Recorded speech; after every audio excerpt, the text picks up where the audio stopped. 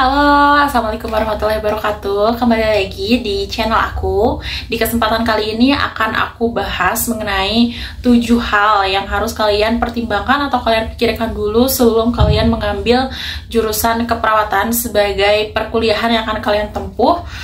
Jadi beberapa hal ini sesuai pengalamanku akan berpengaruh pada perjalanan kelancaran kuliah kita, baik secara pribadi ataupun secara yang lainnya. Ini semua 7 poin ini udah aku rangkum mencakup semuanya yang kurang lebih ikut andil dalam keberhasilan kita dalam berkuliah di jurusan keperawatan ini. Oke, buat kalian yang pengen tahu apa aja, tonton videonya sampai selesai. Aku ambil dari pengalaman pribadiku ataupun orang-orang yang sekelas sama aku.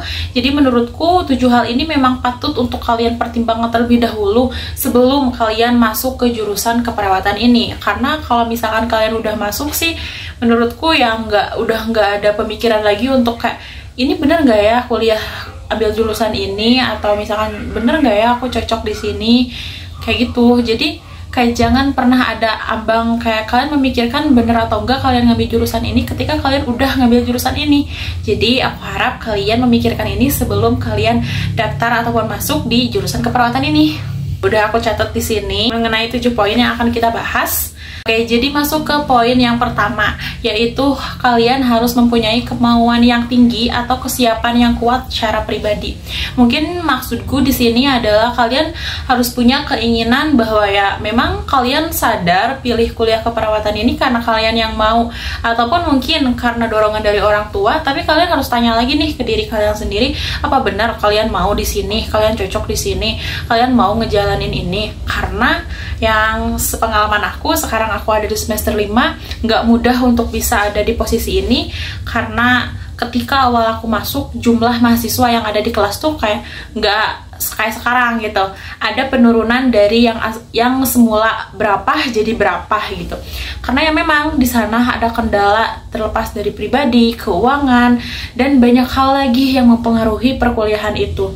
Jadi kayak kita harus tanya ke diri kita, bisa nggak kita ngejalanin ini? Karena nggak mudah untuk sampai di titik ini gitu. Bakal banyak banget rintangan yang kalau nggak dipersiapkan itu kayak bakal mengganggu dan menghambat aja perjalanan kuliah kita gitu. Kembali lagi ya, ketika kita siap, sesulit apapun, sesusah apapun keadaan yang ada di depan kita, ketika kita kemauannya udah lebih tinggi daripada kesulitannya itu, ya kita bakal nyari jalan sendiri untuk bisa menyelesaikan, untuk bisa melewati masalah-masalah yang harus kita lewati itu, kayak gitu loh guys. Jadi buat kalian adik-adik yang mau kuliah keperawatan, coba dipikirkan lagi, tanya sama diri sendiri, bener nggak kalian pengen di situ, dan cari informasi sebanyak-banyaknya sebelum kalian masuk ke sana.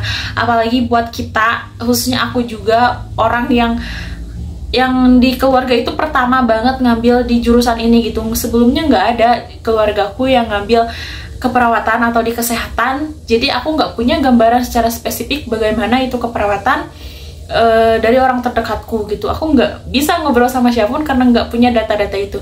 So semoga dari video ini kalian yang nggak punya background keperawatan ataupun tidak punya keluarga yang di basicnya keperawatan, semoga ini bisa menjadikan gambaran sama kalian supaya kalian nggak salah milih dan kalian nyaman dengan studi yang kalian ambil. Oke? Ya, selanjutnya kita masuk ke poin yang kedua. Kita bakal ngebahas di poin kedua ini mengenai keuangan atau finansial yang cukup. Yes, betul. Sebenarnya sih mencakup di poin 1, kita yang aku tadi bilang kayak kuliah tuh kompleks, bukan cuma kuliah keperawatan aja, mungkin di perkuliahan yang lain juga semuanya itu bersangkut paut keinginan pribadi, keuangan, keinginan orang tua, lingkungan, semuanya berkaitan. Tapi untuk jurusan keperawatan ini juga jelas ya, kita harus mempertimbangkan secara finansial ataupun keuangan kita sebelum kita masuk, sebelum kita mengeluarkan uang yang mungkin nanti di tengah atau di awal kita malah mundur dari sana, kan sayang ya uangnya. Ketika kalian pengen kuliah keperawatan, tanya diri sendiri, kalau diri udah siap, kalian baiknya diskusikan lagi sama orang tua kalian, bahwa misalkan kalian kasih tahu bahwa perkuliahannya berapa semester, seperti apa alurnya, terus apa aja biaya yang harus dikeluarkan, terus estimasi biaya yang harus kalian keluarkan. Kayak kalian juga harus ngasih informasi sama keluarga kalian ataupun orang tua kalian, jadi mereka setidaknya bisa menganggarkan keuangan itu untuk pendidikan kalian. Dan keuangannya tuh cukup gitu untuk menunjang perkuliahan kalian itu. Ya meskipun nggak banyak, aku pun seperti itu, tapi untuk pendidikan kayak ketika aku sudah mengkomunikasikan dengan orang tua, ada aja gitu. Karena memang sudah jadi konsekuensi di awal ketika aku mengambil, orang tua aku menyanggupi, berarti di sana ada komitmen untuk aku berkuliah dengan benar, dan juga orang tua aku mengusahakan untuk keuangannya. Jadi saling berkaitan dan saling mendukung satu sama lain. Baiknya kalian cari informasi di mana kalian mau kuliah, cari informasinya berapa biaya yang harus dikeluarkan per tahun, per semester, atau apapun. Kan emang gak sedikit biaya, karena memang yang kita tahu juga kan gak sedikit biaya yang harus dikeluarkan ketika kita ngambil kuliah keperawatan. Jadi jangan sampai sayang ngeluarin uang besar di awal, tapi kita nggak menyelesaikannya sampai akhir, kayak gitu. Oke. Tambahan buat di poin kedua ini untuk finansial, karena sepengalaman aku nanti beberapa selain daripada bayaran yang SPP atau kita pas awal masuk terus SPP, pas praktik tuh nggak jarang kita, misal aku kan dari luar kota nih, aku ngekos di kota A, rumahku di kota B, kosan tuh deket sama kampus, tapi ketika kita praktek rumah sakitnya jauh dari kosan, ya mau nggak mau kita tuh kayak jadi double gitu, bayar kosan untuk di tempat kita praktek yang biar dekat ke rumah sakit, dan juga tempat tinggal kita yang dekat kampus. Ya jadi intinya keuangan tuh paling fatal. Kalau keuangan nggak menunjang, ya nggak sedikit hal-hal yang bakal ngeganggu di perkuliahan itu sendiri gitu.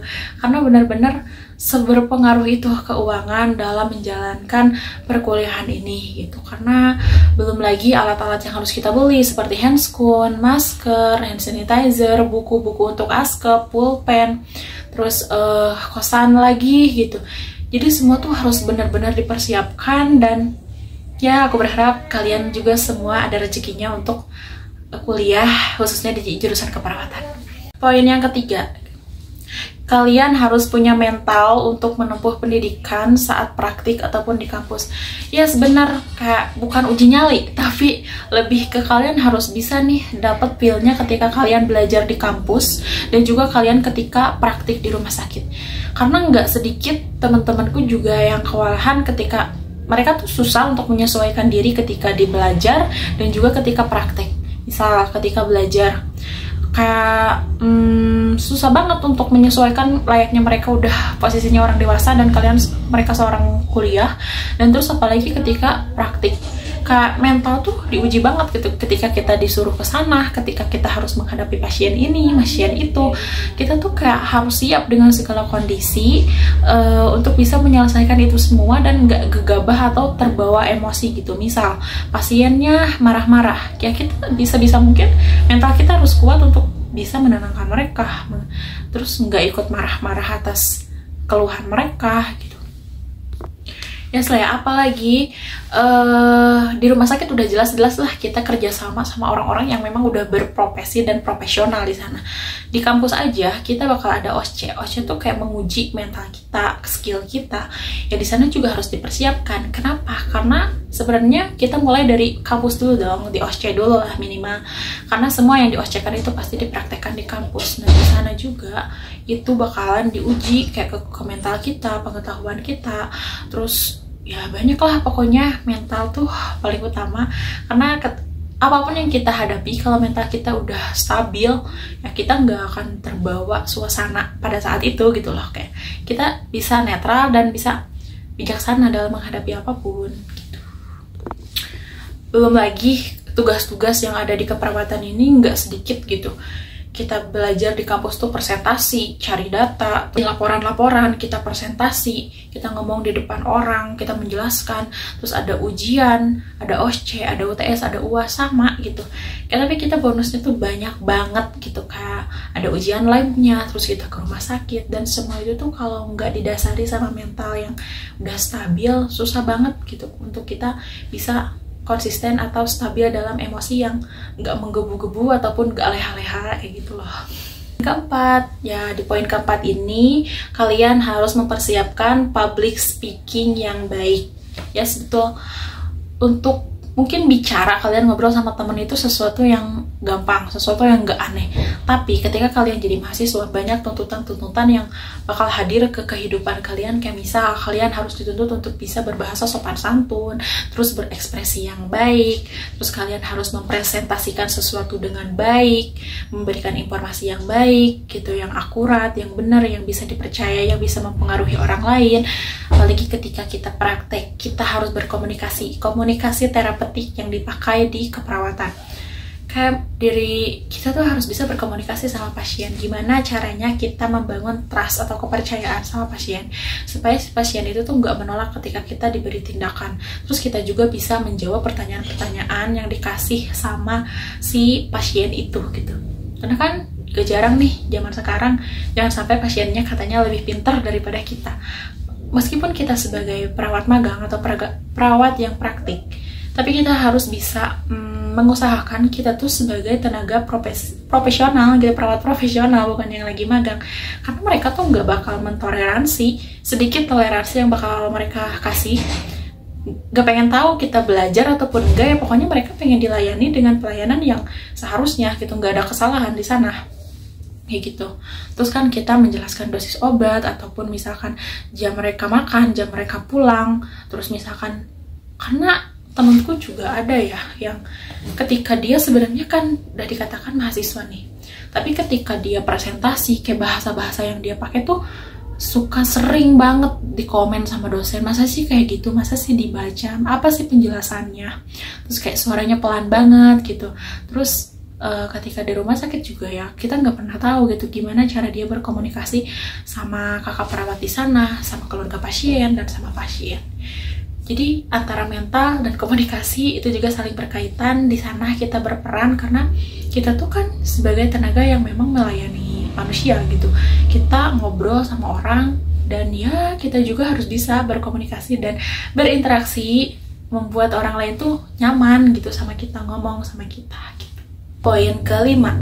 Nah, di sini kalian juga harus mempersiapkan mengenai sopan santun dan keramah tamahan. Betul, di sini sebagai mahasiswa perawat lagi-lagi kita dituntut untuk berbudi baik, berbudi pekerti baik, berbahasa yang baik, berperilaku yang baik. Karena memang dasarnya kan menjadi perawat itu memang melayani orang yang hidup. Meskipun mereka stroke, mereka nggak bisa ngomong, mereka nggak bisa gerak, tapi mereka tuh bisa ngerasain ketika dilayani dengan baik atau tidak. Misalkan hari ini aku belajar mengenai cara memindahkan pasien dari tempat tidur ke kursi roda, ataupun dari kursi roda ke tempat tidur.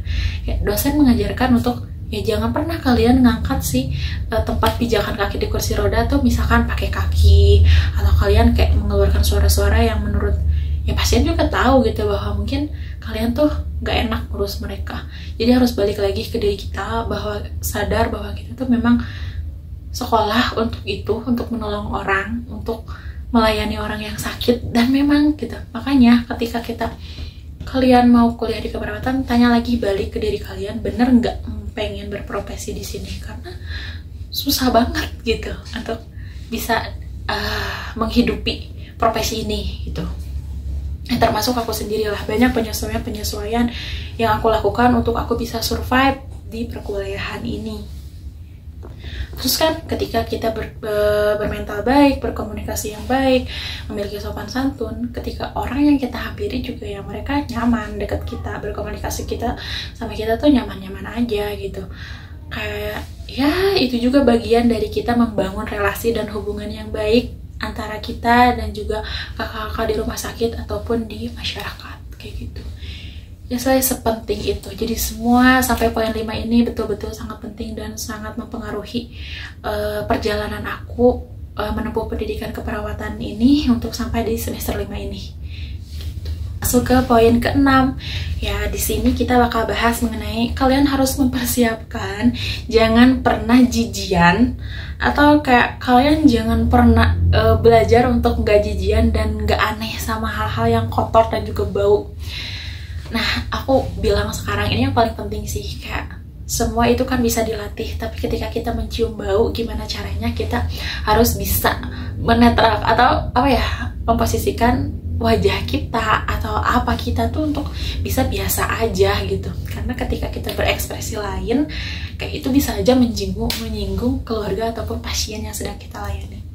Nggak jarang aku sampai sekarang semester 5, setiap ke rumah sakit tuh pasti aja kayak ada memandikan pasien, mengganti popok pasien, mengelap ya bagian-bagian yang memang di sana keluar kotoran dari pasien ya. Semua itu kayak sulit, cuma ketika sudah terbiasa dan kita tahu tugas itu tugas kita, apalagi ada sebagian pasien tuh kan yang nggak ditemenin sama keluarganya, kayak sebisa mungkin ya kita yang harus berperan di sana gitu, ngelayanin mereka kayak ngasih oral hygiene gitu kan, membolak-balik pasien supaya tidak dekubitus, terus kita juga mengganti popok mereka, BAB mereka, pipis mereka, menyuapi mereka. Banyak hal yang bakal kita temuin, kayak nganterin urin, nganterin BAB ke lab. Kayak semua itu tuh harus jadi makanan kita setiap kita praktek ke rumah sakit. Apapun stasenya, pasti ada aja yang harus kita tangani mengenai hal-hal yang gitu, kayak membuang urin dari urin bag.